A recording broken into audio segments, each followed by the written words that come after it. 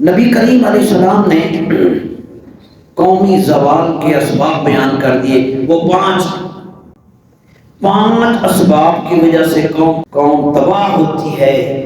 نبی کریم علیہ السلام کی یہ حدیث پاک ہے۔ قال ابن عباس قال النبی صلی اللہ علیہ وسلم خمس بخمس، پانچ چیزوں پر پانچ سزائیں ملتی ہیں۔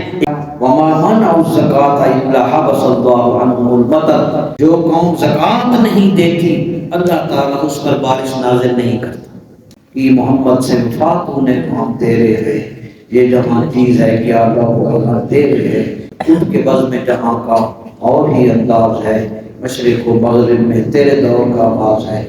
نبی رحمت صلی اللہ علیہ وسلم اور قرآن کریم پر عمل کریں۔